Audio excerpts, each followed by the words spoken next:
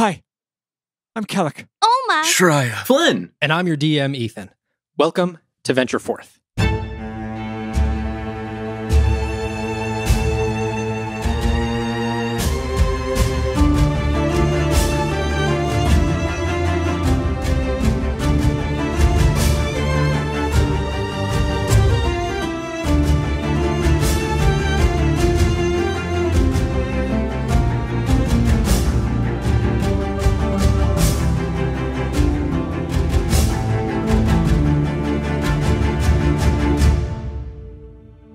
Previously, you all had ventured down from high atop the mountains where a temple to the old gods resided. You guys filled these necklaces with sacred water and said goodbye to your new friend, Seeker. As you guys headed down the mountain, you guys encountered a Cyclops and his pet mountain goats. These massive creatures that immediately trampled you before you were able to defeat them. But not before a wild magic surge went off from Oma, creating a fog cloud billowing out. You guys ended up making your way down the rest of the mountain and into a small little town where you guys gave your horses over to a stable hand and walked over to the town's temple, a sort of general temple for the new gods, where you guys hoped to find someone who could remove this curse from Flynn and remove these horns. As you had seen the previous night, Flynn was taken over and you guys hadn't even realized it. So, with that, you guys walked into the temple. You guys saw another companion who you had come across on the road, a gnome who had a curious little copper band over the top of his head. And as he recognized you and walked over to you and gave you some strange answers, he melted into goop on the floor, leaving only a pile of what seems to be this clay-like substance and the copper band over his head. You guys look forward as this happens and see the old dwarven man who he was speaking with in the temple look over and say, "What the fuck are you guys doing? What the fuck was that?" I don't... We don't have the slightest idea, sir. Did you do something to him? I didn't fucking do anything. I was just speaking with him. What the fuck did you do? Yeah, I don't think you should talk like that in a temple. He seems to have had some kind of attack that has left him, and I'm gonna kneel down to the goop. Can I? Okay. Is it? What is it? Make a nature check for me. Nature. 11. 11? It looks like clay. Clay. Looks like watery clay. Yeah. I'm going to dip a finger in and scoop up a bit of it and just show it to the storm. And they're like, I don't know any person that can do this to a gnome. Do you? Was he made of clay? I don't know. He just came in and started speaking with me. Gross. What was he speaking to you about? He was speaking to me about, different magic things. And he walks over and from the corner, he grabs a little mop that was sort of up in the corner. And he goes, now I gotta clean this up. And he walks over to you guys and he sort of starts mopping at it. I'm going to take a little glass vial out of my bag and just put some of the clay in there. Which is what I scooped up with my hand. Before he mops that up, can I grab the copper thing that was around his head? Yeah, for sure. Oh. What does it look like? It looks like a thin copper band in a U shape that would perfectly fit around the top of his head and sort of come down towards his temples. Is there any writing or anything on it? No, there is not. Can I put it on? Yes, you can. As you put it on, it's probably just about the same size for you, but it's kind of an awkward fit. It looks like it was custom fit to his head. It's a cold piece of metal. I'm gonna put my hands up on it and touch the U shape on my head and say, "Hello? Can anyone hear me? Hello? No answer. Knock knock." I'm gonna. Do we recall where he was looking when he was talking to something we couldn't see, right? Where was he looking? He was sort of looking in a general space just beyond your shoulder. I'm gonna look back over my shoulder. Is there All right. anything there? There's nothing there. Oh. How do Did I you all know find this these man? people? He seemed to know you as you walked in. I don't know. We didn't really know him. We just met him. We were traveling in the same direction, and we were both coming here. But we didn't know him. Oh no, where's his bug? Shry's just been panting in shock this whole time. I thought I had such a good read on him. He seemed like such a nice fellow. Shrya, where did his bug go? I don't know. Hold Oh my on. goodness, is the bug all alone now? I'd been meaning to ask that bug a few questions. DM, did he Yeah. disappear with the bug?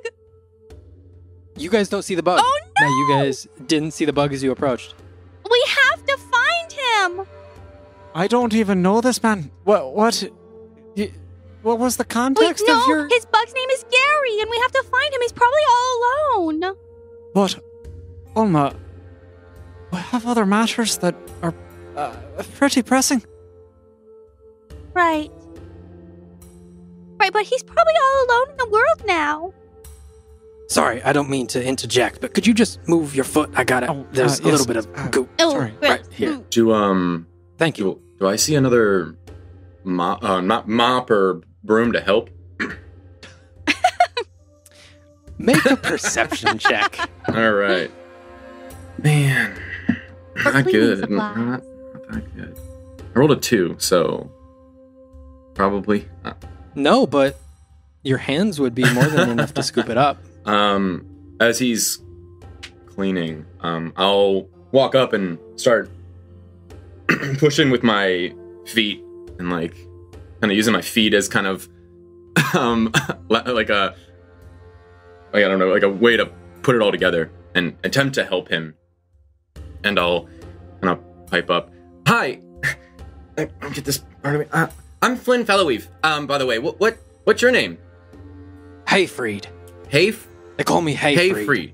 Got it. Well, again, I'm Flynn Fellowweave, and I'll look to Kellic, and I'll give him like a little smile and a little wink.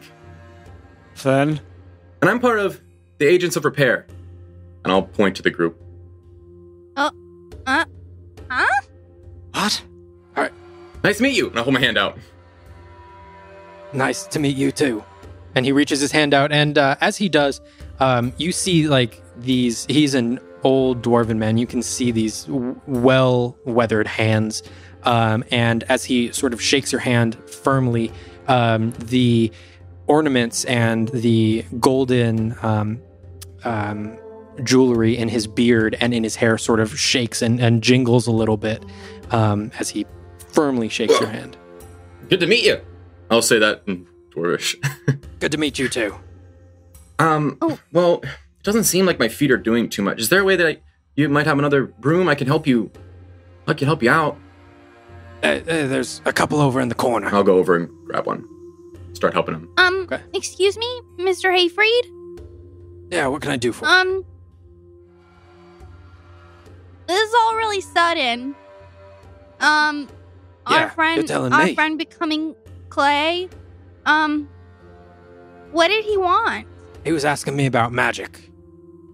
What about magic? Nothing quite in particular, but just how I use it and sort of the things that come from it. You use magic? I used to. Oh. You don't Not anymore. like to use it anymore? I just don't practice anymore. Oh, why? I sort of gave it up. Bad habits and all. Magic is a bad habit? The way I was using it was bad habits. Oh, Things I don't want to be doing anymore. oh, okay. I see. What sort of magic was he asking you about? Can you be any more specific? I don't want to pry, but... No, not at all. He came in, and he was sort of asking me about how I learn how to do what I can do. And I just told him years of reading and practice, really, sort of came to me pretty well in my younger days. But, and then I told him, the mind wears thin, and I haven't been using it very much since. And he was taking notes the entire time. He seemed very astute. I don't know exactly who he was, but that seemed to be sort of what he was doing, is just finding out how I use magic. Alma, Triad, did he do the same with you? Did he ask you? No, he didn't ask Questions? me at all about magic, but I also didn't tell him that I could do it because I can't. I don't know anything about magic. But what did he ask you? Or what did you talk about? Well, I asked him if he knew anybody who could remove things from somebody we know. He just seemed to be in a rush when I talked to him. He didn't... He needed to get somewhere very quickly. And, I didn't have time to... I miss Gary. And I'm gonna go out the door. And I'm gonna look around and see if I can spot this bug anywhere. All right. Either make a nature or perception check for me. Raya. 19. 19. Okay. As you go out of this temple, you sort of look off, and just around the corner of the temple, you can see a leather strap sort of jutting out. And as you walk around the corner, you can see right there on the ground a little harness, the same harness that looked like it was strapped to the back of Gary, that the gnome was riding on top of, just laying there on the ground. From that, you can see little footprints in the dirt of like a little rhino beetle foot scattering off into the grass. And you sort of see where it's going in, and the grass becomes pretty tall, and you fly up, and you can just see off in the distance, in the plains of the grass, like a little part. And you can see just where this bug is making its way through the grass. You can see it sort of swerving back and forth. I'm gonna rush back in. I found Gary! You Who found is him? Gary? I have no idea. What is happening? Who is that? Is this I suppose it's called a mount, or he was riding on him, is this bug that, and, I must go. Get him!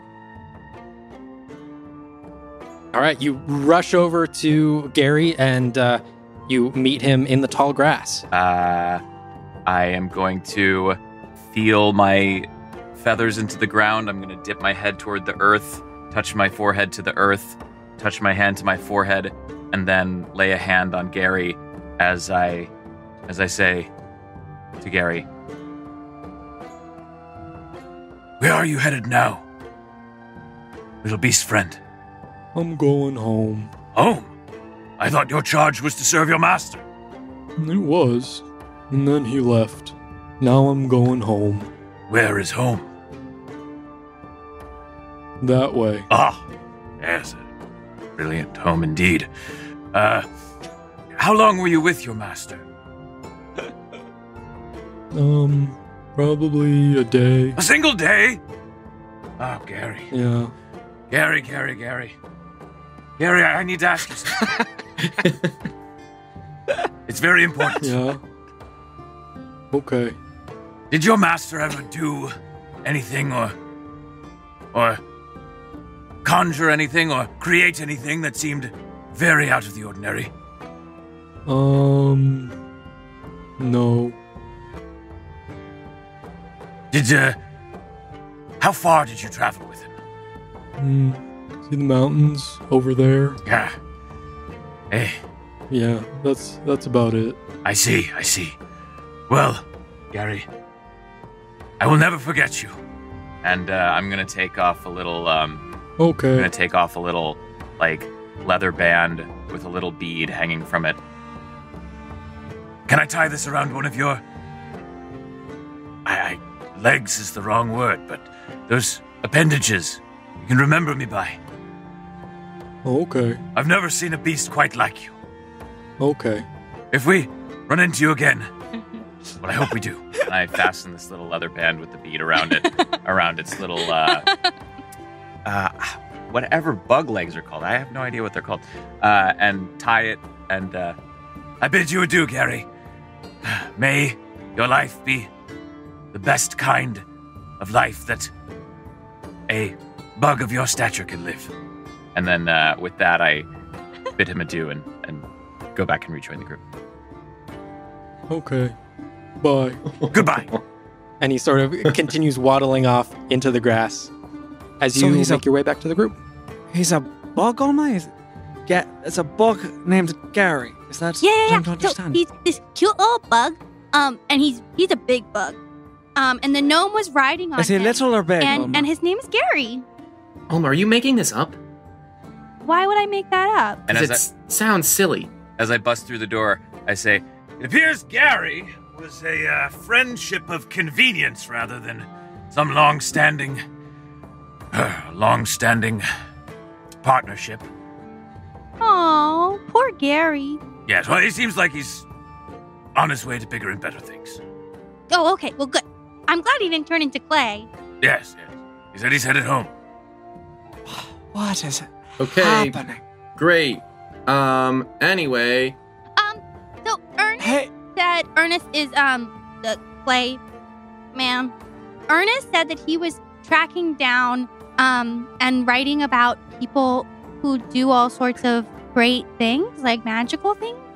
So it seems like he's been like studying magic a little bit about how people can do it, which is pretty interesting. Especially for a person that can turn into a puddle. A poodle? A puddle. A puddle? A puddle. A puddle. puddle, not a poodle. Right. This is all very fascinating. Hey, Freed, is there a practitioner here of healing arts within the temple here? You're looking at him. That makes sense. But you don't do magic anymore. Yeah, well, I mean, I can get you sort of patched up if you want, but I see. We have a more dire need than a simple patching up. You know where the closest place we could find someone to address, I'll tug curse? on Kellick's robe to pull him down to my level. Yes. Pardon us for a second. Ernest already told me. Turn. He told me the closest person that we had to go to, and it's also in Oakenspire, not here. Ernest told you that we couldn't. Then what are we doing? what here? kind of curse is it that you said? It's And you can see at this point, like, he starts to smile a little bit, like he's intrigued at the word curse. Well, it's a bit of a knick-knack he picked up. It's a small thing, but it would take some proper care to undo. It's sort of a children's toy that he became very taken with. You can kind of see a gesture over to Flynn as he's managing the broom that's too big for him. The mop that's too big for him. Kind of see he's quite the chipper little fella. So he got this small toy from a shop, and it turned out to contain the soul of a very old ghost that now puts strange things in his dreams, strange food substances, all throughout his dreams. And it's not, dangerous, but quite Almost, troublesome. my face is just so confused. I'm gonna have you make a deception check. She's very, very confused by this whole story. Let's see what he thinks of that. That is a 23. Nice. He rolled high. He did not roll that high. Well, the thing is, I haven't seen a curse in a few years. I'd like to check it out if you have a moment. What's your interest in curses? It's kind of my thing back in the day. Getting rid of them or giving them? No, a little bit of both. Told you bad habits and all. Can I look him up and down and see if there's any symbols of wolves? Yeah. Either perception or investigation. 15. 15. Clearly no wolves. Just sort of some simple, like leather clothes, like some leather armor here and there, and then these wool clothes underneath. But no red even, just no wolves.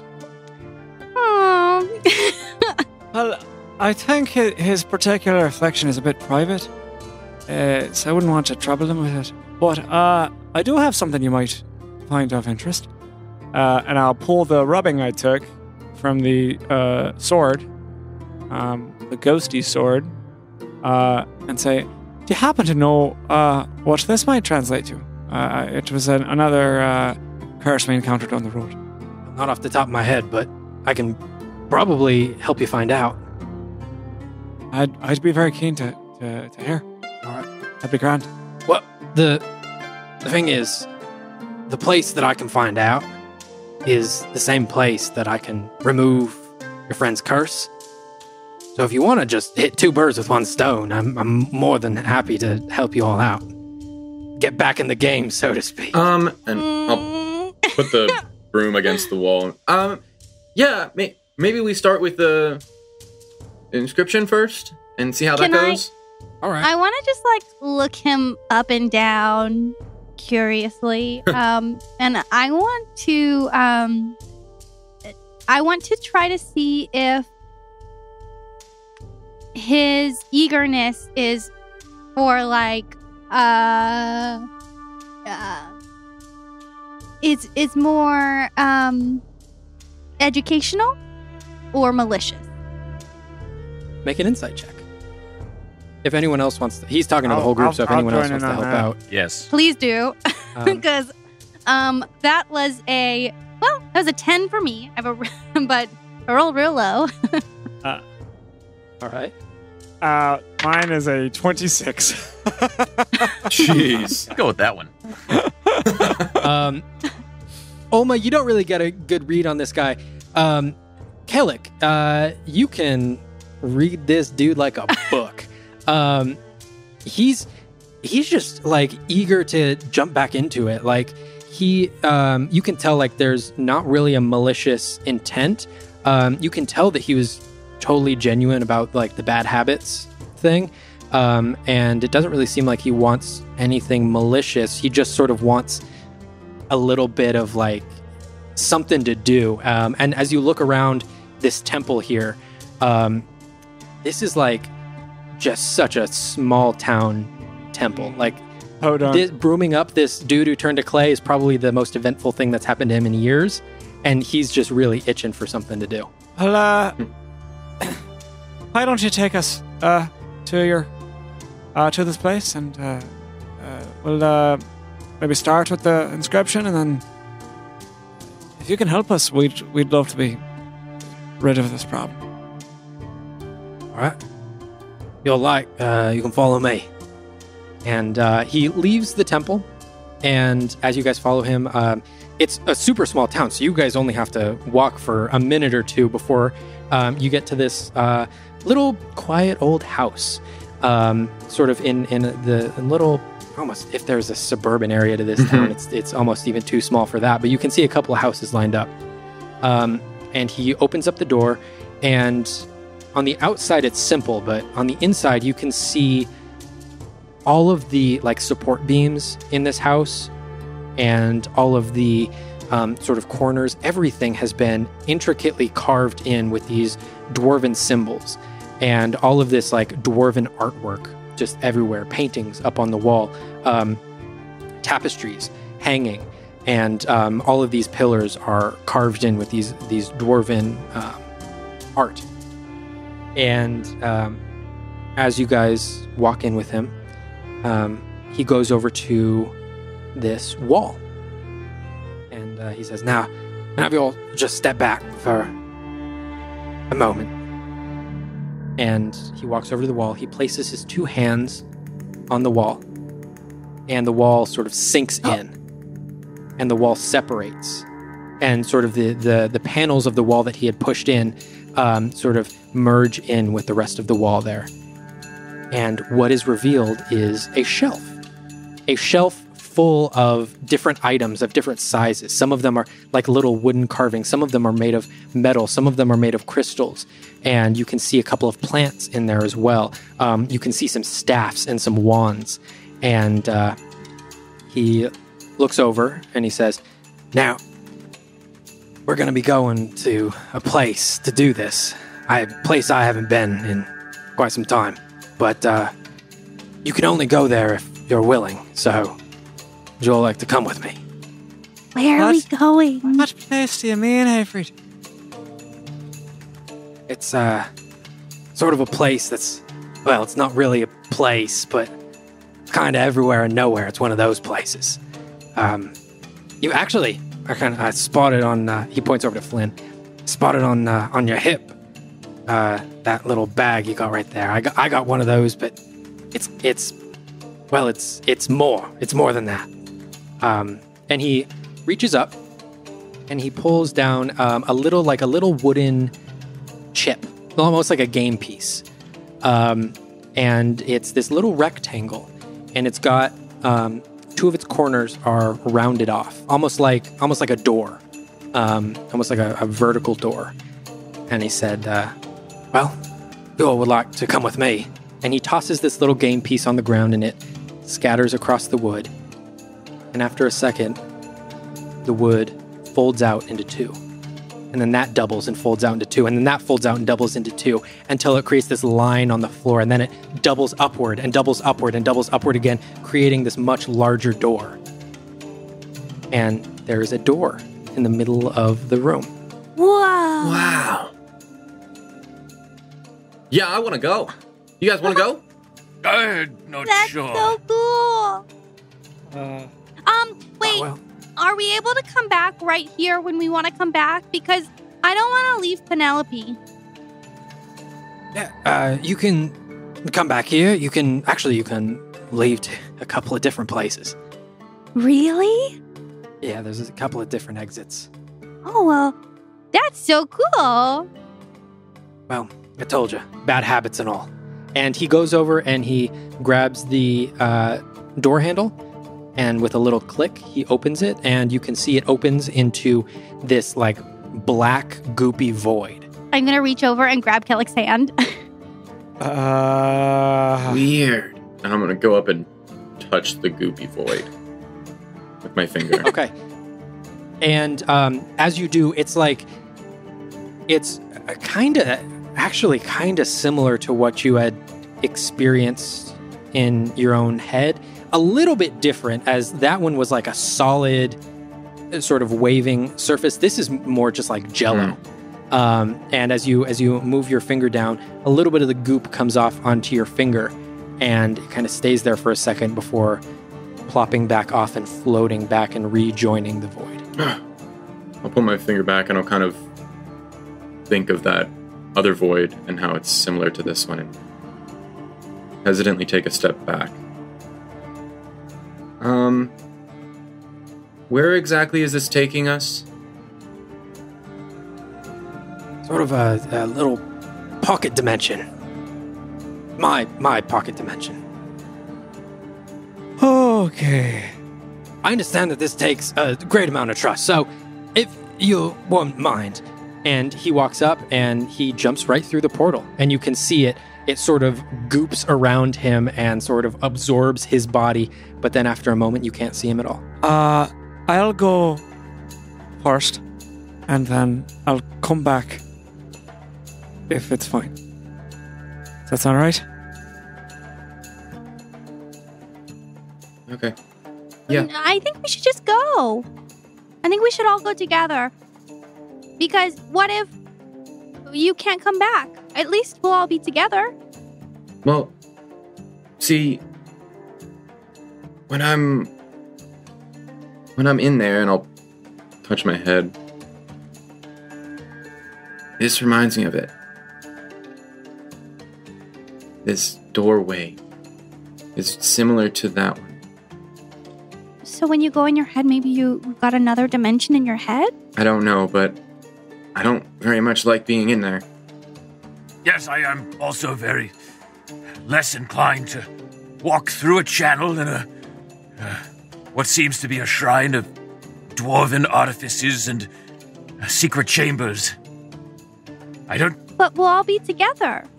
Well, and Yes. other places exist outside of the place that we spend our time. Like, that's not unheard of, you know. I pull a lot of what I do from another place. It's not so different from this, and maybe not so different from what's in your head, Flynn. A sword on its own is not a tool for evil. It's a tool for violence that can be wielded by people who are heroic like yourself and people who are dastardly like our foes. You're right. I take a deep breath. Need to be brave.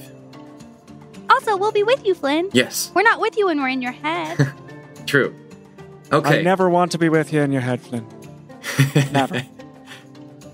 Well, I'm ready. All right. Let's do this together. What about you, Shreya? Guys, could I go last? Are you gonna stay here No, of course if not. we leave without you? No. Why would you think that? Because you're jittery. And I'm slowly becoming more and more shaken. Your eyes are doing that thing where one gets a little bit smaller than the other, and then they kind of switch back and forth. Could someone perhaps poke their head in and just take a look? I feel like at this point, Shreya, it's all or nothing. So, why don't we, let's hold hands. I've already got Alma here. I hold my hand out for Shreya. Okay. We'll be And fine. I'll hold my hand out and grab Shriya's hand. We'll link On up. 3? On 3. 1, 2, 3. Yeah. And you all jump in, and it truly does feel like this goopy jello substance. As it's like passing across your skin, it feels like this sort of wet sloshiness. But almost immediately after, you guys come out onto the other side, and your feet hit stone below you. There's a little stone pathway there right in front of you. You all look around, and the first thing you notice is the empty void of this place. Complete darkness and emptiness all around you, except for these platforms. These stone platforms, only about a foot thick and different sizes, are floating endlessly in this void. You can see that there's probably 20 or 30 of them that are circling this center that you guys are standing on right now. The platform that you guys are currently on is about 20 feet by 20 feet. And you can see these platforms rotating around you, nothing connecting them. You can see on one of them looks to be tables and papers stacked high. You can see on another one potions and brewing components and shelves with different plants and material components. You can see on one much larger one that's rotating off to your left a massive cage that's holding a sleeping red dragon. What?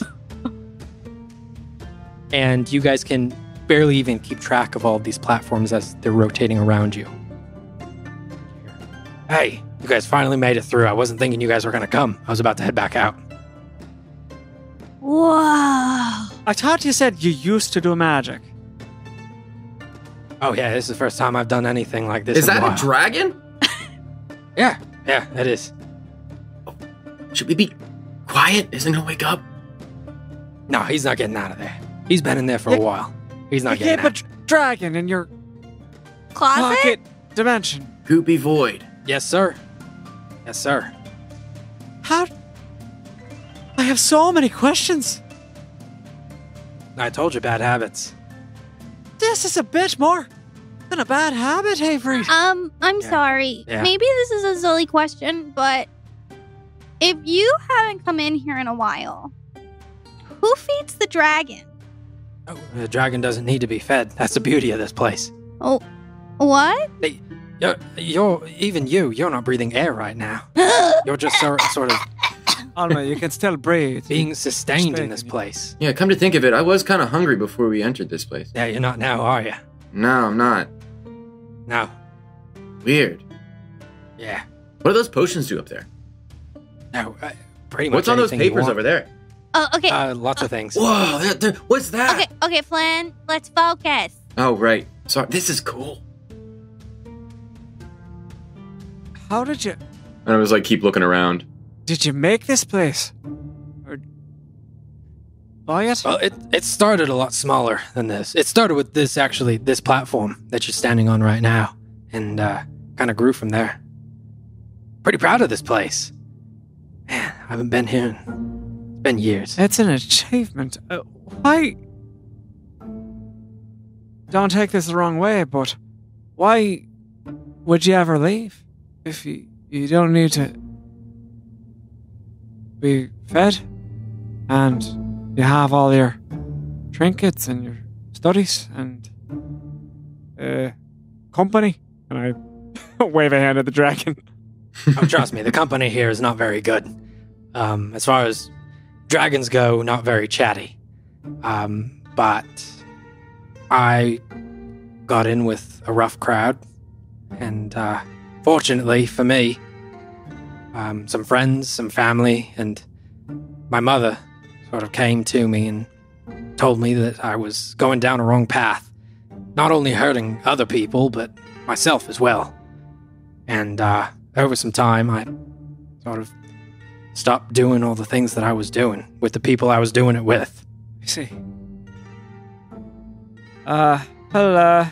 Well, where can you help us translate this text? Oh, yeah. All right.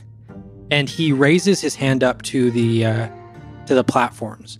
And as he does, he sort of raises up his hand, all of his fingers spread out, and he waves his hand through the air. And almost like he's controlling these things with his mind, you can see the platforms that were in a perfect rotation around the center platform now begin to sort of waver and move in their rotation. And you can see one of the platforms perfectly follows his hand as it comes down and is placed right in front of you. There is still a gap between the two as he walks forward and steps off of this platform into the void. But just before he falls, his foot is caught by a piece of stone that appears beneath it. And as he takes another step and another step and another step, a bridge forms, a stone bridge forms between these two platforms. Yeah, just follow me. Like, And he sort of stomps his foot down and he goes, this ain't going anywhere, so more than safe. I'm just like in awe at how awesome all this is and just all this magic that's going on. And I'll start walking up. How do you learn this? How'd you do this? Well, most of this, I'm sad to admit, most of the magic in here is what most people would consider unsavory. But a lot of those effects have been negated. Just by you all standing here, I can tell you some of those effects have been negated. And I call out, and you can come here anytime you like. Yeah, pretty much. Oh, refuge. Try it. Can you fly? I haven't tried yet. I'm almost afraid to in this place. I'm curious.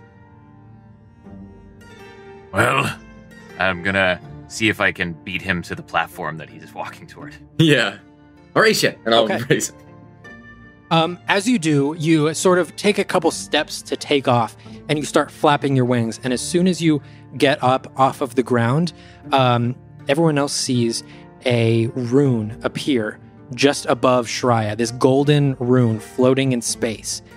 As it slams down, and Shreya, you feel the effects of gravity push on you tenfold and sort of slams you back down into the ground. It hurts a little bit. You don't take any damage, but you feel this thing push you back onto the ground.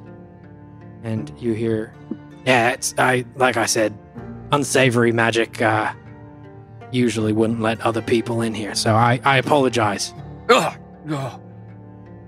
That's strange. I almost quite liked that experience. Try, you okay? Yes, I'm all right. That was a little bit jarring, but that unsavory presence that he keeps mentioning seems to bind this place together. It seems to create its own sense of laws and rules of its own reality. I want to meditate on this further.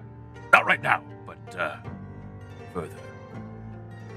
I want to look around as we're walking over to this thing. Can I see any signs of other life, of like clothing or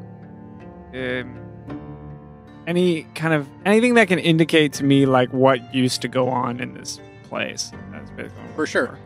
looking Make a perception check. 11. 11. You don't see anything alive in here besides the dragon. You do see, as one of the platforms passes by you, you see these humanoid figures, but they are all encased in stone. You can also see, since you mentioned clothing, you can also see on another platform that passes by several suits of armor that look like different makes from different eras, from different nations, probably. Do any of them look like ghosty fighty boys? No, I'm not even gonna have you make a check for that. Yes, one of them does. One of them, you immediately catch another of the red scarves that was around the neck of the ghosty fighty boy. Do they all look like they're the same? They're made for the same person? No, they don't. You can see a couple of different like stands there that are holding up the armors in place. You can see one that probably would have fit March very well. You can see one that is a little bit smaller, more akin to someone Flynn's size, and just about everything in between. Wow. As I make it to the final platform in this across this bridge, very nervously,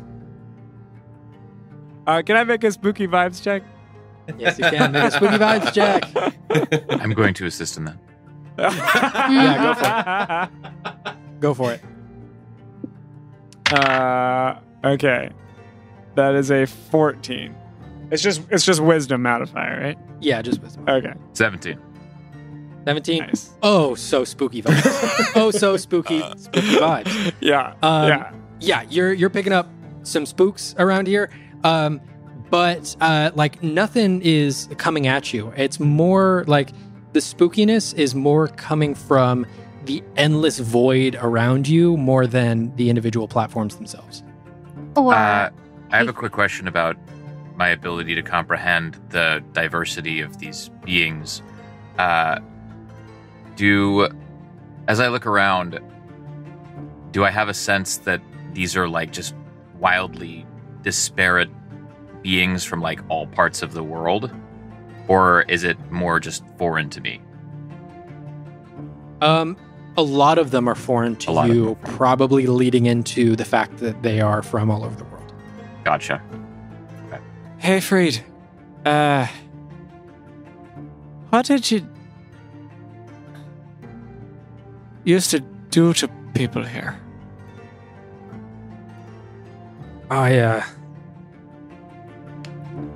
That's kind of a tricky question. I used to, I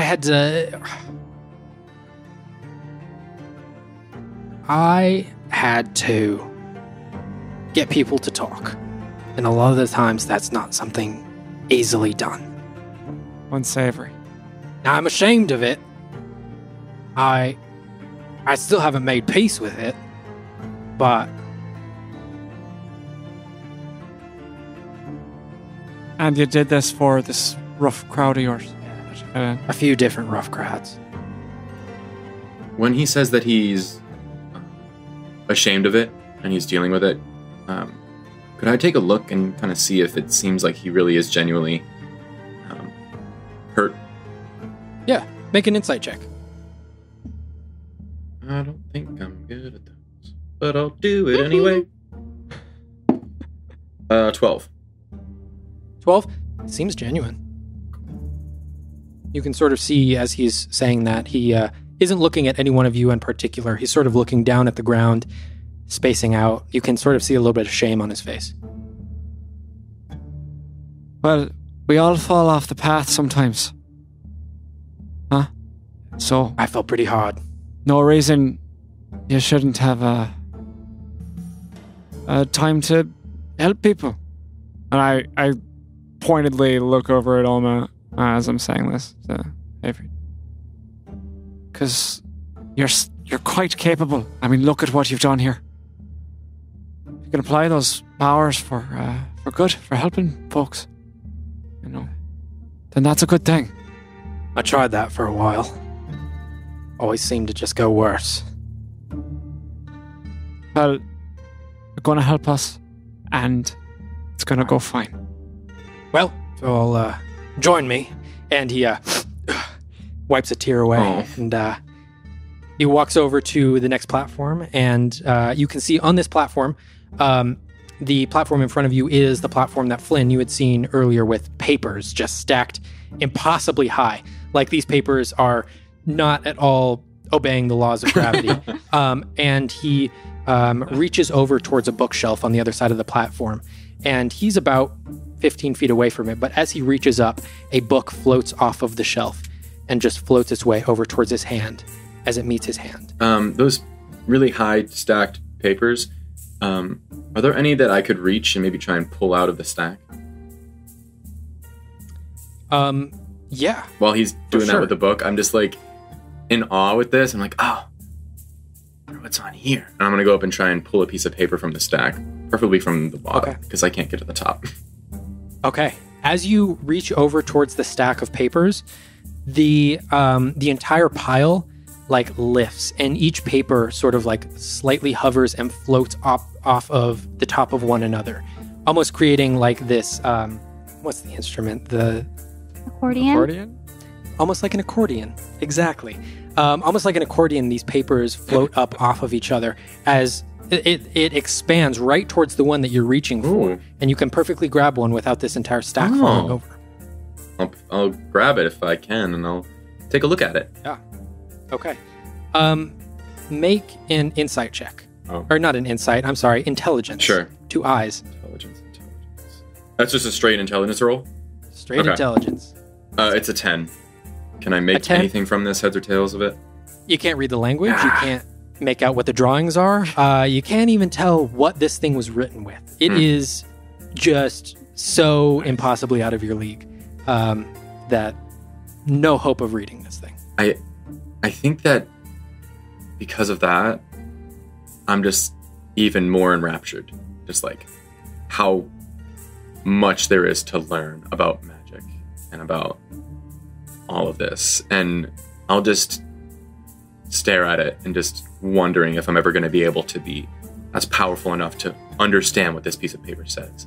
And if I can, I would like to fold it up and put it in my pocket.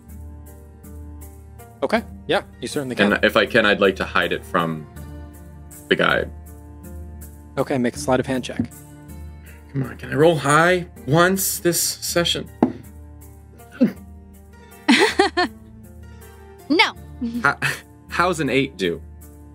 You get it in your pocket. You don't know if anyone saw it or not. I was really hoping it wouldn't fall on the floor. It kind of crinkled as you were folding it up. The rattling of it made a lot of noise. piece of parchment. Wow, that's book is floating. That's so cool. As I put the paper on. Right. The stack just goes right back into place as you fold this thing in your pocket. It sort of gently floats back down into its pile.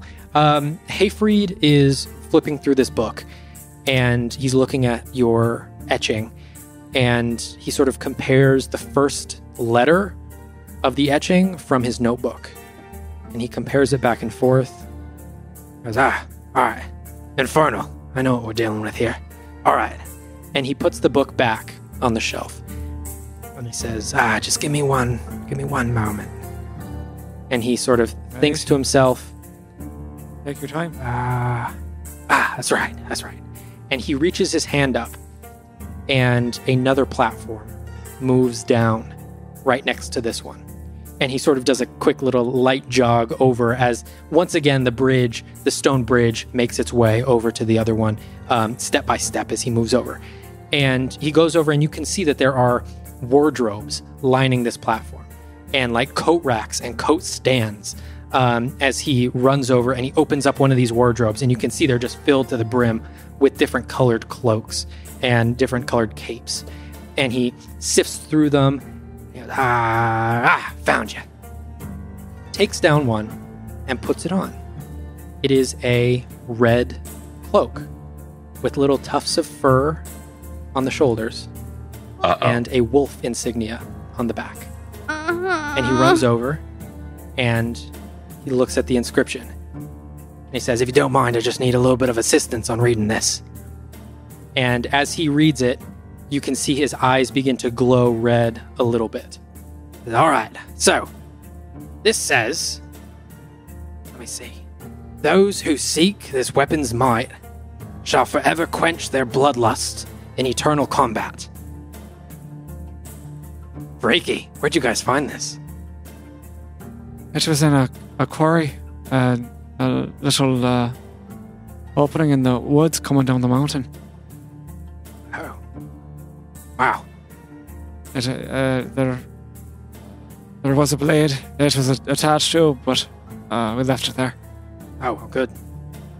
It's powerful words, especially in Infernal. I mean, this will bond you for eons. It seemed devious. And as he takes his eyes from the paper, you can see his eyes recede that glowing red. He sort of takes off the red cloak and goes and puts it back in the wardrobe, closes the wardrobe, walks back over, waves his hand as the platform joins the others in the rotation around. My face is just completely horrified. Like everything, like my eyes are wide, my mouth is like hanging open. And I just can't stop looking at the wardrobe.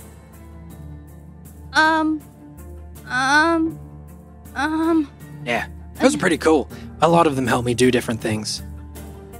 Like that one, I can read Infernal with that Where one. did you happen upon? Why does it look like a wolf? I told you, bad crowds I used to run with. Right? But, anyways, you guys want to help get this demon out or not? I think we're on a pretty good roll here. We might as well just get this thing going. You used to be part of a bad crowd that wore red robes like that? Oh yeah, total assholes. Hated all of them. Right. I move my hand along my staff and clutch it. The crystal glows a little bit pink. I'd like to druid craft a slow rumble of thunder in the distance, just very faint, if I may, as I say these next words.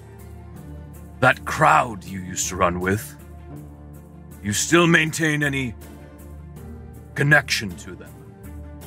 No, I hated all of them. They were terrible. I was all chaos all the time. It's like you couldn't even sleep without someone setting something on fire. You'll have to excuse us.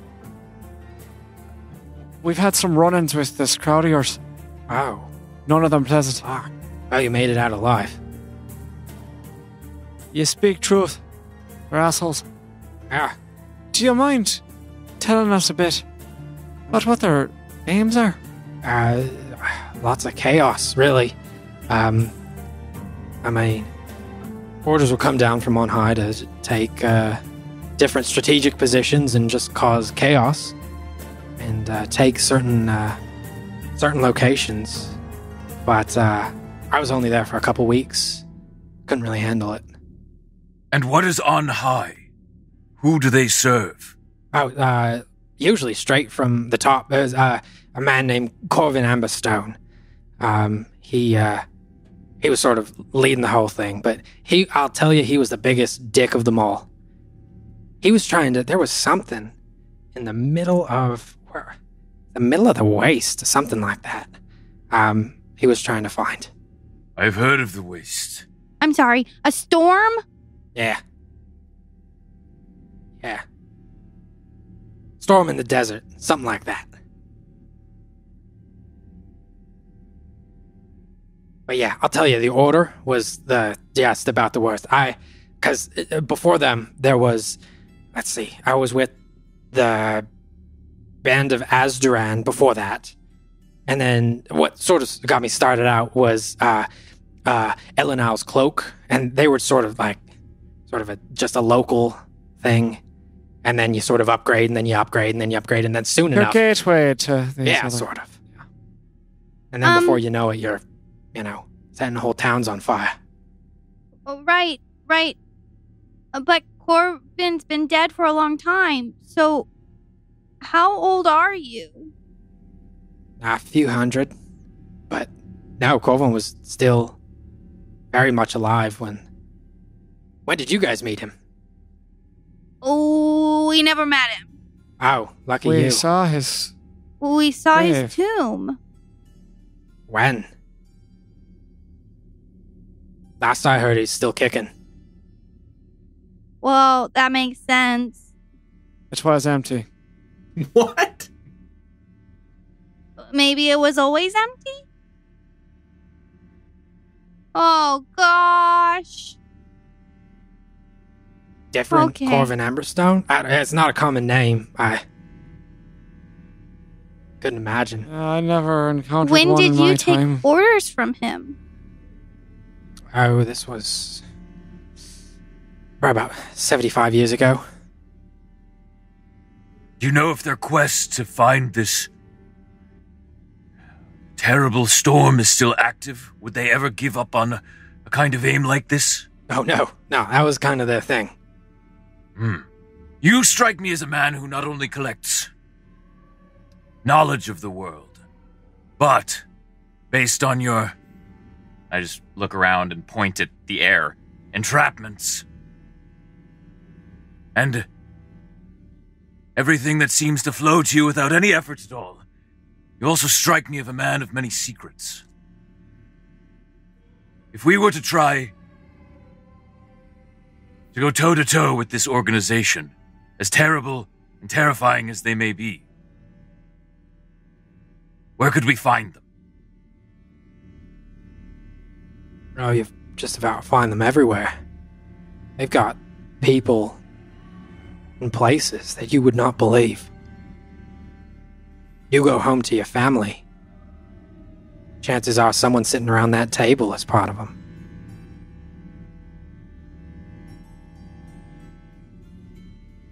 I believe you. Wise.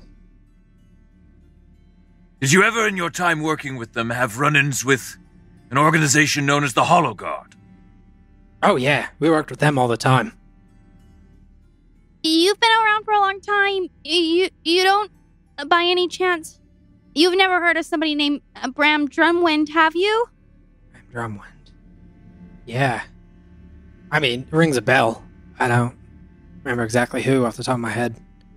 I mean, this is kind of a your own dimension. You never heard about keys that he created, maybe? No. Keys to other No? I mean, places. not really. Okay. I think I've met a Bram I don't know if his last name was Drumwind. I can't That's remember. okay. It's okay. All right, that's what happens when these things is the mind starts to waver when you don't use it for a while. Mm-hmm. So you super hate this whole group, right? Like everybody who has to do with the Red Wolf, you hate them all, right? So if you ever were to find one, what would you do? What would I do? Let me see. And he sort of thinks to himself, and as he's thinking, another, like these stones form out of the void. And these stones all coalesce, and they come together into another platform. And he creates and apparates this new platform just above you guys. Now, what would I do? And you can see on this platform, a cage begins to appear, materializing out of thin air. Now, I could think of some things. Oh, well, maybe we could help you out. Well, I've been looking for trouble. I try and stay quiet. I don't go hunting people down anymore. Brings up bad memories. Oh, well, you might not have to hunt anyone down. Yeah, you found trouble. What do you my mean? friend. Are you familiar with crystals being used to hold the souls of troublemakers? Yeah. Used to be one of my old tricks. I don't doubt it. Well, and I looked at the group for like tacit approval. Is anybody shaking their head wildly or giving me a look of? No, I'm giving you eyes of. Yep. I look at Flynn directly. Flynn is just in awe at the magic and kind of looks over to you and like, why are you looking at me like that? I roll my eyes. I express extreme frustration in just a small moment with a clutched hand, a crinkled fist. We, by mistake, broke such a crystal, and it contained, we think, some member of this cult, this group devoted to this Red Wolf, and that creature resides in the form of a small friend here.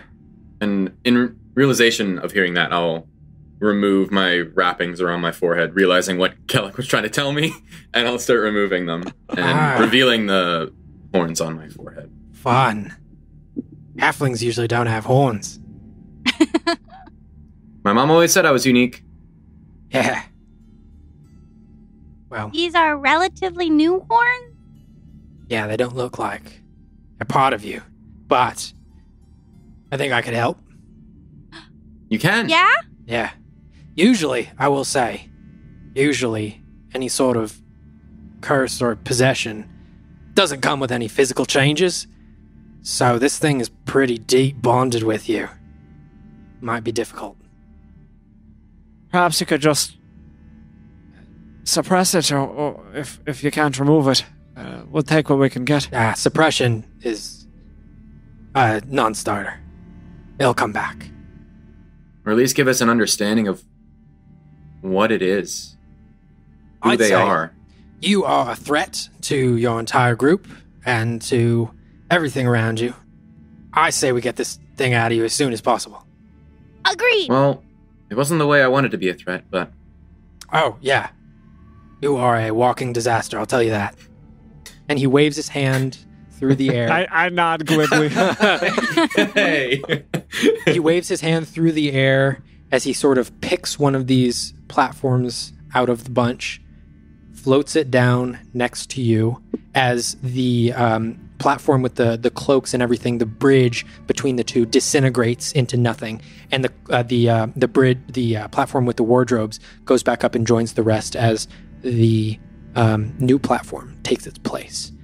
And you can see on this new platform a massive sigil on the ground. This circular runic thing engravings into the stone itself. You can see tables surrounding it with potions and different plants, and you can see these candelabras that are in each of the corners holding at least 5 or 6 candles each. All of them are just dripping with wax. And he says, "Hey, follow me."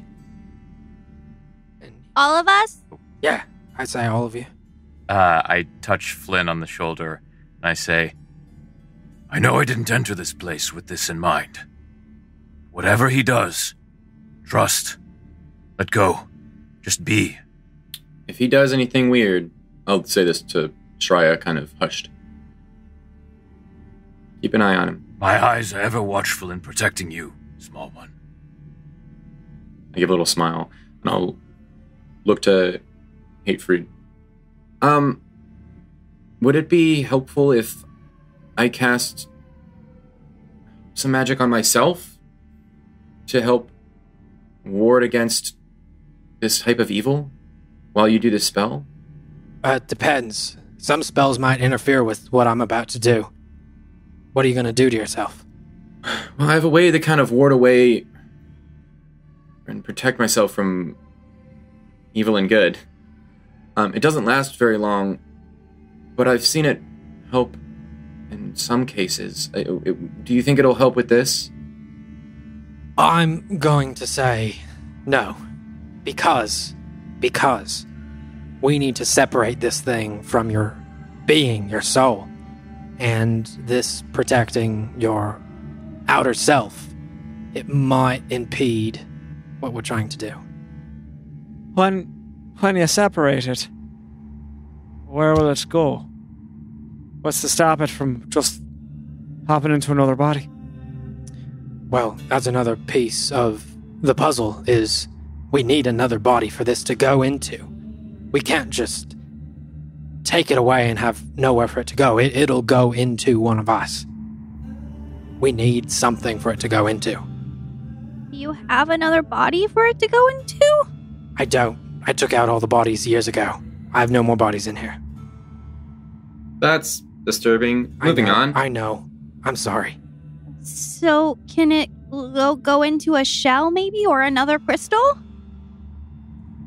I don't know. If putting it into a crystal without the proper things, which I don't know if I have here, is risky. It's more likely to not infect anyone else if it goes into another vessel. All it needs to be is something with a heartbeat and something about our size. So, what are you suggesting? It has to be alive. Gary.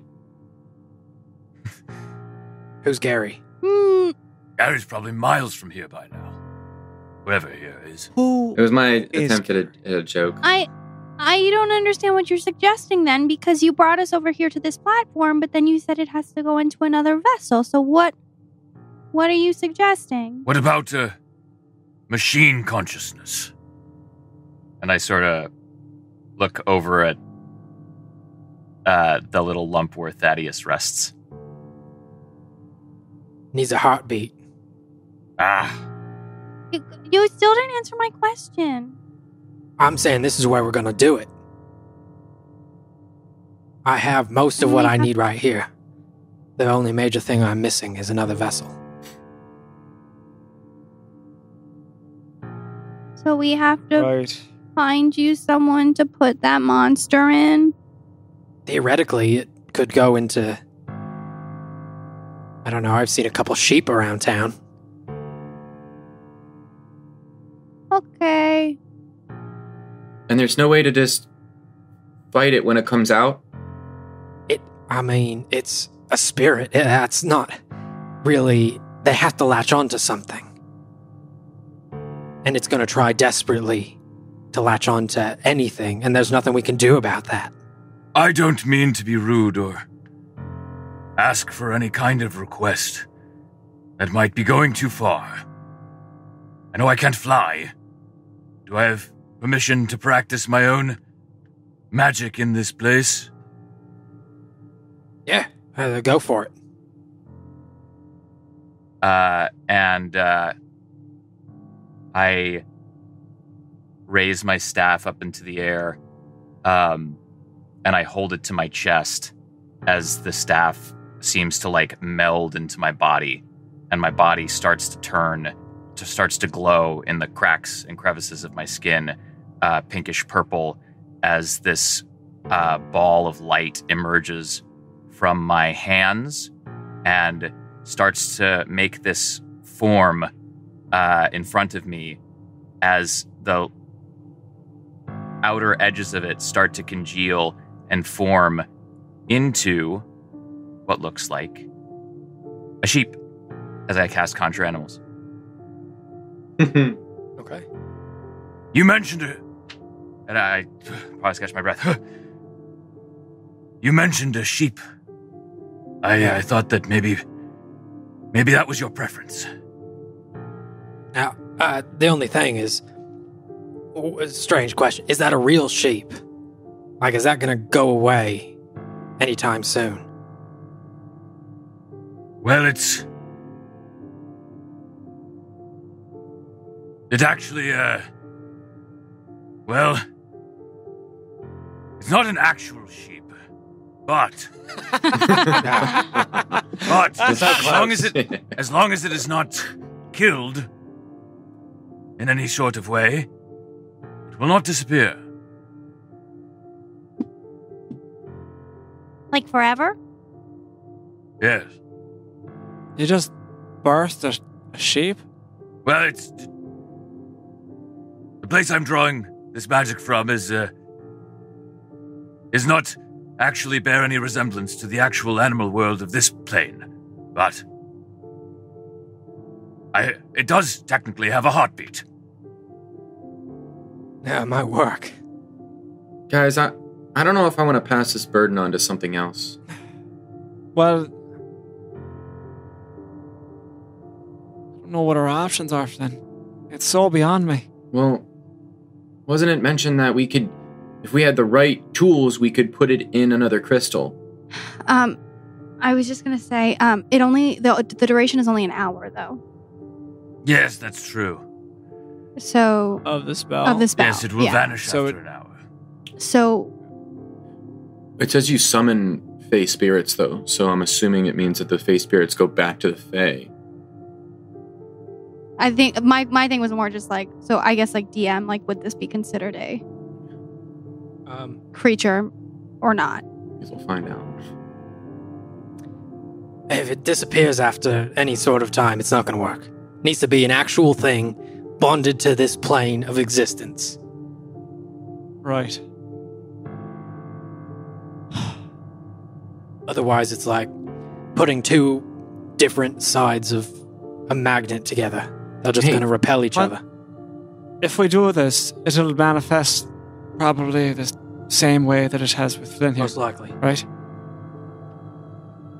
Can you... And then what will we do with the creature that we've put this on? Well, I can simply just draw it back into the void where it came from. Well, if we're not going to be using a real sheep, it's not going to work. It's got to be something real. I just made a nifty cage over there. Might work. It's worked for this guy over here for I don't know how many years. Speaking of, that dragon's alive. You want to put a red wolf cultist into the body of a red dragon? I mean, he's in a cage. Is that a bad idea? I mean, what if he ever gets out? I'd rather it be a sheep that got out of the cage, I guess. I don't know. I don't want to... Imagine being in a cage forever. I don't want you to be in a cage forever, though. Right, but I don't want to... And I also don't want you to have a creepy little thing in your head that comes out every once in a while. It was really creepy talking to you when you weren't you. I know. Also, what's the difference between putting one person's soul in another person's body and killing the second person, killing the second creature? Whatever mortal we put this burden on we're taking its life. Yeah, and I don't want to do that. Even if it's a sheep? Even if it's a sheep. You had me burn the shreds of rabbits the other day, Alma. And I was happy to do it because it occurred to me that all the creatures deserve respite. If that's what I'm able to give. Okay, but you said earlier that as long as you're keeping yourself safe, that's the most important thing. And Flynn is gonna be taken over by this thing, and we're all in danger because of it. So I don't understand why this is even a conversation. Flynn is in danger. All of us are in danger because of what's possessing him, and I don't want to die. If it's a sheep that's going to be taken over by this possession, that's going to then live in a cage, that's better than Flynn having to stay here in a cage forever, isn't it? Isn't it? Is that the alternative? That I stay here? I don't see how you could be allowed back out. Is there any way to kill it while it's inside of Flynn? I mean, how attached are you to the halfling? Well, Can you just give us an understanding? Do you have a spell that does that? I mean, what more understanding do you want? Who they are? Why it's there? Maybe a way to combat it? Maybe you know some stuff and I'll point to the stacks and stacks of papers. There's got to be an answer in there. I mean, you want to give... Flynn, you eat animals. What's the difference? What's the difference? Look me in the eyes and tell me what is different. You eat animals to live, okay? This is using an animal to save your life. I don't see the difference. I don't want it being locked in a cage. Forever. You don't want an animal being locked in a cage forever?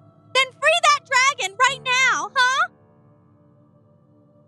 You kill beasts all the time and give them to your stupid friends just so that you can earn more badges? What? So that you can become a sentinel? Who cares? But you won't get rid of this monster inside of you? Look at those stupid heads in your bag. Those heads were Were what? hurting people. You don't know that. You don't know that for sure. Did you see them hurt anybody? They were in a cave all alone. There were reports of it. Says who? My collective. Says who? Yeah, so Alma, what? Alma. Calm yourself, girl. We're discussing this, right? I cross my arms. She's not wrong that displacing this burden isn't much different than the other necessary sacrifices we make. We have to make the hard choices here. There is something that unsettles me about displacing the burden, and I think that's where we would lay it, Flynn. I think because I'm me right now. How can we know that? I know that. I don't know that.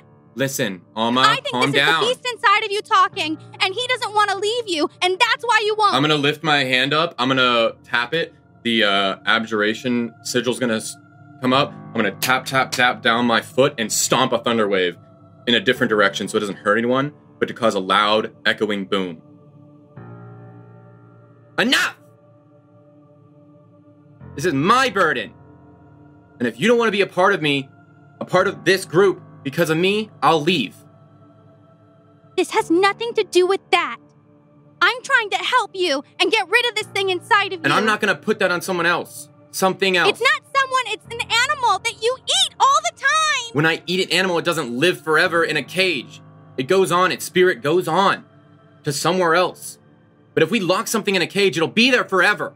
Stuck there, conscious, thinking. And then gets trapped in its own mind, and then comes back, and its body gets taken. I'm not doing that to something else. Not happening. Well, then I don't think I can travel with you anymore. If you're dangerous to us, you need to stay here. We've been traveling with him up until this point, and I do tend to agree that all of the beings on this earth are owed a life that they choose, not a life that has been thrust upon them. Alma, not a one of us here is not a danger to the others. And I speak for you on that matter as well. So don't pretend that we don't take certain risks for each other. This is an unnecessary risk. An unnecessary risk, like the one we took when we went to the prison to spring your friend Xavier. But we did that because we trust each other. We take risks to help each other. Why can you not see this as helping? Sometimes we have to make hard decisions. I understand that, Alma, but we have to make these decisions together. How can you trust Flynn is making the decision as himself? Look me in the eyes. Were you not scared when you thought you were talking to him and it wasn't him? Were you not terrified? Of course. So what if that's happening right now and none of us know anything? You trusted me, and I appreciate that. And you went along with me. But I don't have a creature living inside of me. And he does. And we can fix this. And it's my fault that it's even inside of him, and you won't even let me fix it. Alma, I'm sorry. Alma, didn't you have some kind of catchphrase, some kind of code word? Isn't there some way to test this? I don't trust it. That thing knows his mind. I told him I didn't trust it to start with. Hey, Fruit. Yeah. Can you pull it out? Can you get it to talk to us? If we put Flynn in your cage. Yeah, we could, I could sort of induce a, takeover, if that's what you're asking for. I want to speak to this thing. Yes, perhaps let it tell us where it wants to be, if it could. Alright, it's gonna be fun. And he waves his hand, and the platform with the cage comes down, the bridge forms, and you all walk over. And it is a single 10 foot by 10 foot cage in the center of this platform here. As he walks up, the cage magically opens by itself, the little door on the front of it. Right, if you make your way in. I'll take my backpack off with the weapons. Take my arrows off, take my souvenir bag off. Hand it all to Kellic.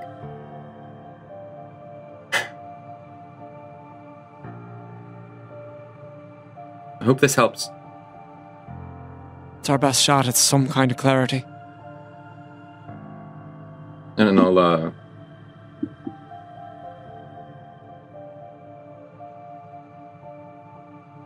look to Alma. I appreciate that you care. I don't trust anything you say until you don't have horns.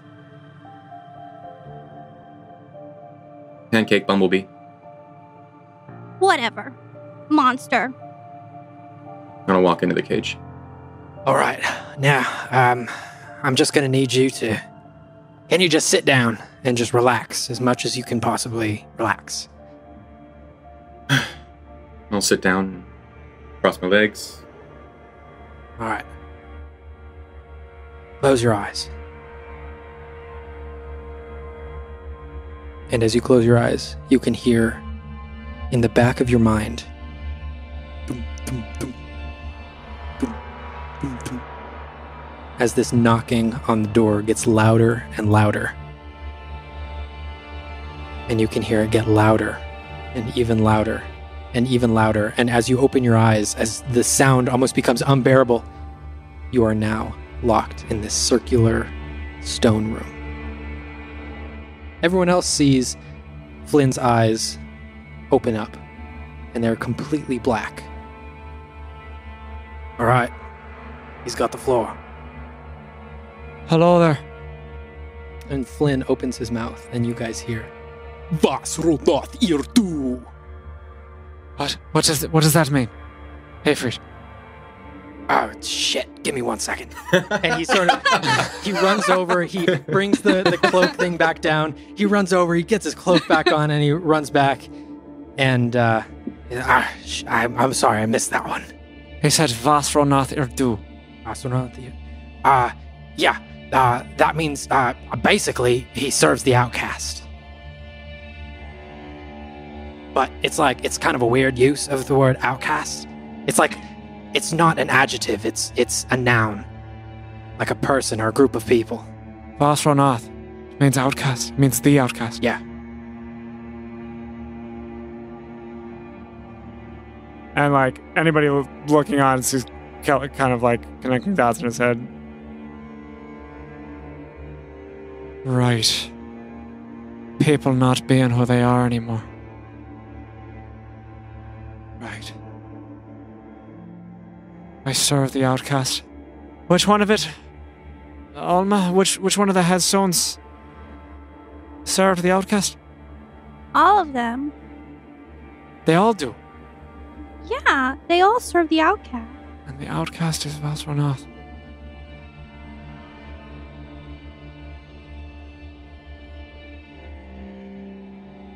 I look to Flynn.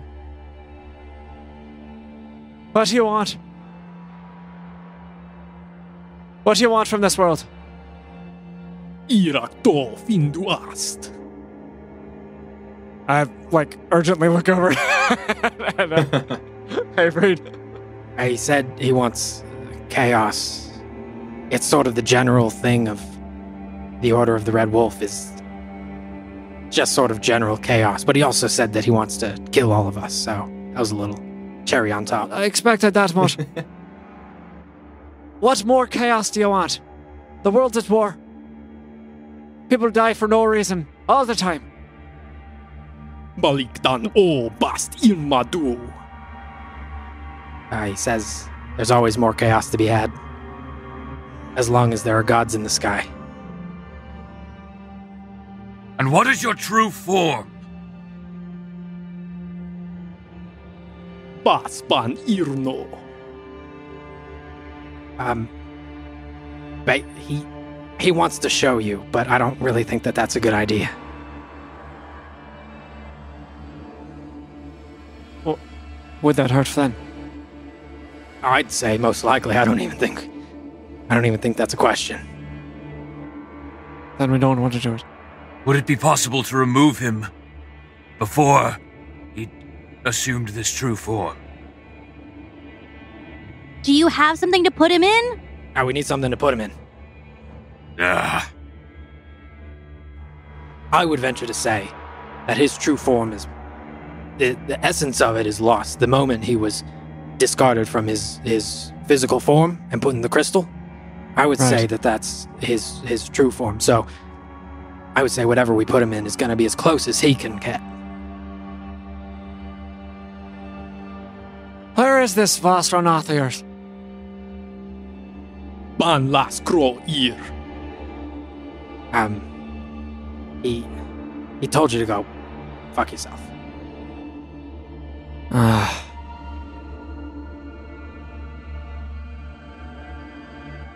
How could you talk like Flynn before and not now? Basban rino. Waklan kufir. He was saying that he had to use a common tongue to try and get closer to you. But then Flynn came back. See? And he sort of used the common... When he said common tongue, he sort of said it with some disgust. So I assume he's not going to... Yes, we're all beneath him. Or we can't all be as prestigious as people devoted to chaos for no reason. What's in the wastes? What's the storm in the wastes? Wakmak irdolin. He said that there's something out there that they're looking for. He said salvation, I think, is probably the closest. Infernal doesn't really have a word for salvation, but it's the closest. Salvation from what? From chaos? Bast ikmal dul. He said salvation through chaos.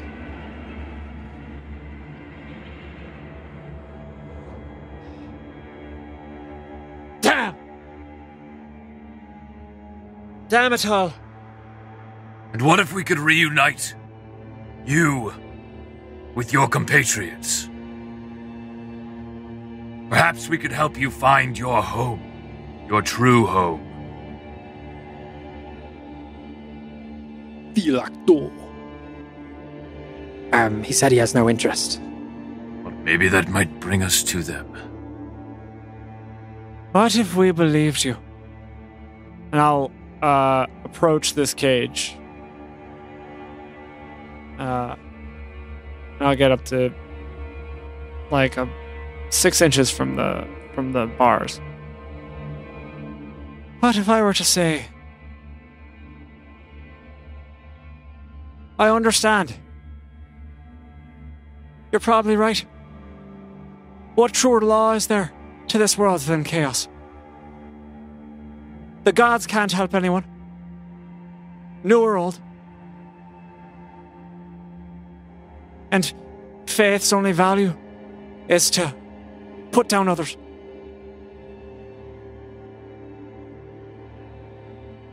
What if chaos is salvation? Where should I go to follow your path? Irakto Faspanrino. He said that there's a storm in the waste. What I told you earlier. What if we took you there? Would you be nice? Would you let Flynn have the reins?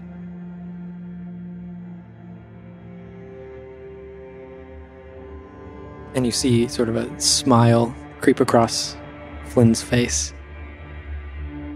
as he nods slowly in the affirmative. I'll look up at Kellic as he says that and as he nods, and I'll squint my eyes. Well, it's up to you. Do you believe this agent of chaos to be telling the truth? Perhaps another question is, does he believe us? I'm going to pull down the curtain and cast Zone of Truth. Okay. Ooh. Over me, this guy. I don't have to believe him. Believe that's a charisma saving throw. Ooh, okay. It's gonna be a 25. He's got a stat block. Yeah. Alright.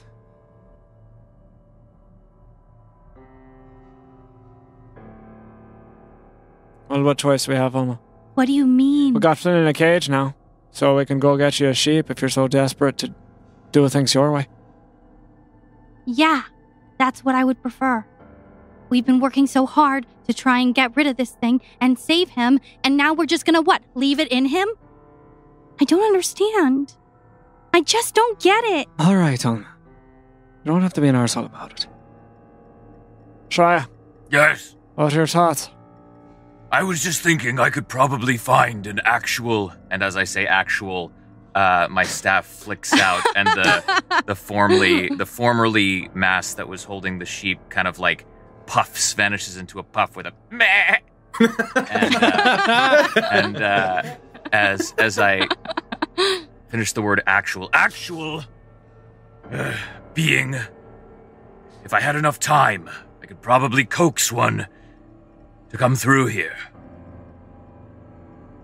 I don't know how much time we have to be in this place, or how long it would tolerate guests. Well, he wanted us to go get something and come back. I don't think that's out of the question. You right, Hayfried? I'm fine with it. You alright if we leave Flynn here? Yeah. Or this fucker? Yeah. Well, I mean, and he sort of tries to pull you off to the side. I don't know how powerful this thing is. I mean, I'm holding a dragon. So, I mean, I think that's kind of the bar that we're going to set. If he's any more powerful than that, there's a chance that he could get out. But, I mean, then he's trapped in here. I would just say, yes, a tentative yes. We're fine. Well, yeah. Well, how hard is it to find an animal? One of us can stay here with you, just to make sure things don't go awry. This town has got like 7 farms in it. You can find something. It could be a blue jay. It could be nothing. It's got to be bigger than that. It's got the physical has to contain the sort of the strain of this possession. I'd say your friend over there. I mean, like, no offense to him because we're sort of the same stature, but that's probably pushing the limits of what. Right. I'm surprised he's anywhere. Yeah. So I'd say anything his size or larger. Well, Shia, Alma, why don't you go out? Find a creature that you're content to poach this upon. And I'll stay here, Hayfried, and look after Flynn. I don't think it's a matter of being content to do that to an animal. It's just Sure, I better understand. off. It's practical. We shall find a willing host, animal or otherwise. And I sort of scoff as I say Shia, this. if you bring back something that doesn't qualify, I'm going to be very upset. So just be sure, all right? I'll be sure. Okay. How do we get out of here? If you just come with me. Okay. And he walks back across the platforms to the original platform that you guys were standing at. You see that this wooden door is still there as he reaches and opens it up, and it opens up into another inky void as he steps back through. Who is going with him? I am. I'll follow right behind her. I don't like this part. Okay. As you guys step out, your air fills your lungs once again as you realize you weren't actually really even breathing air in there. So weird. And you guys walk out into his house. Flynn, your eyes open, seeing this room around you. And you see a shadowy figure in the corner looming over you. What would you like to do? I never know.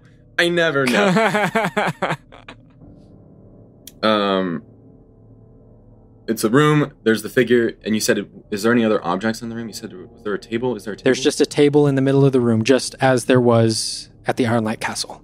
And what is this figure doing? Just standing there. Is he? And go ahead. As he's standing there, for the first time, you sort of feel like this low vibrational rumble, like this deep, almost bass, fill your chest. It's just very low and very subtle, but it's almost like a vibration in this room. And the positioning of us, and the table. Where is everything? So as you appear in this room, you are on the far side of the room, away from the door. He is on the opposite side of the table from you. You guys are both standing there with a table in between, and the door just beyond him. I don't know if I did this before, but can I look at the table? Are there drawers? You're looking at the table. It just looks like a simple wooden table, no drawers, anything. Okay. And I'm unaware of what was happening outside. You could see it was muffled. You couldn't really hear. So you could see Kellic, Olma, and Shrias standing there. You could see the cage, but you couldn't really pay attention to the conversation. And I'm kind of seeing that outside the doorway on the other side of this. Yeah. So I'm getting glimpses behind this demon, this form. I don't know.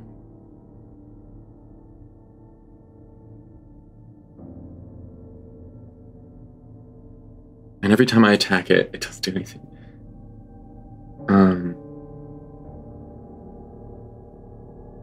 Can I try and just reach out and touch it? I'll go around the table. I'll just try and touch this being, this form. I know my attacks go through it, but maybe if it I'll do that. I'll just reach out and try and touch the form. Okay. You reach out and you try and touch it. It does not move. It lets you do this.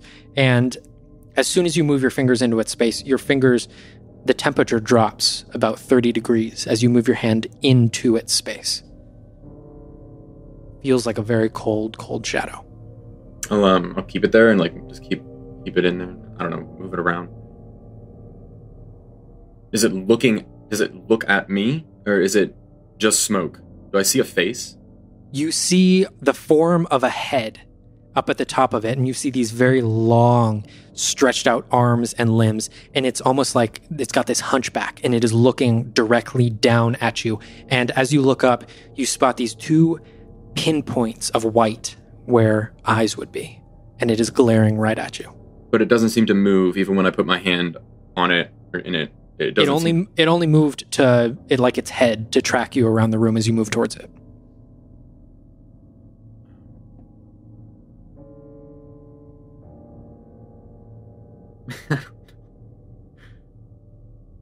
Do I have any knickknacks I can throw at this thing?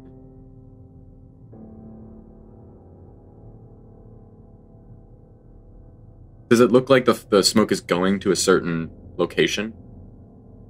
No, it's just sort of coalesced into this sickly form.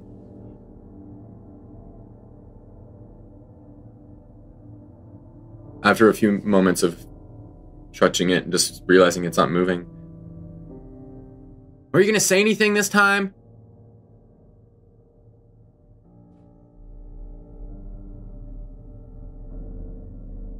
How do you feel about making a deal?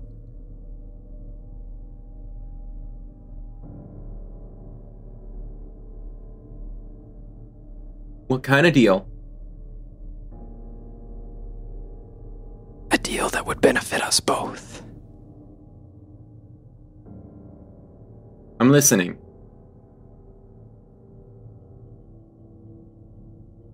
I take your body. I will give you a new one, better than before. You will have abilities that you have never even imagined. You will be better in every way.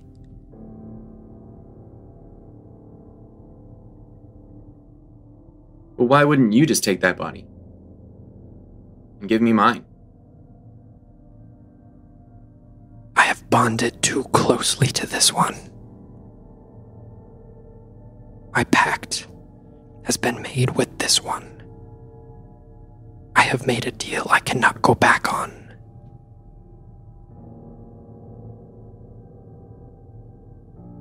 What deal?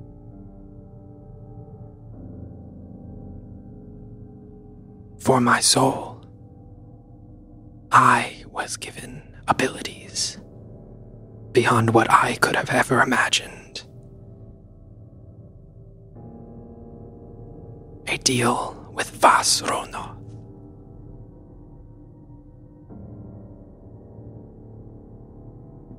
Who's that?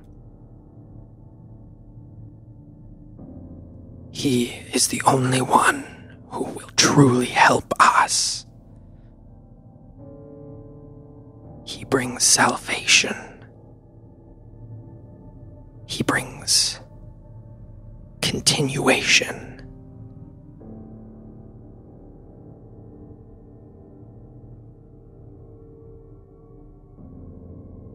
What happens if they try and pull you out of my body? You see your friends out there. And as you look past, you can see them still in conversation, as at this point they have not left yet. I will kill them all. I promise you.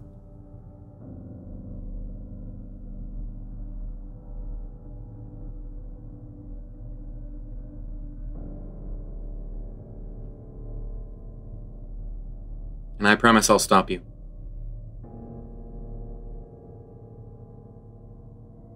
No deal. And I'll walk through it, out the door. Okay. I'm going to have you make a charisma saving throw for me.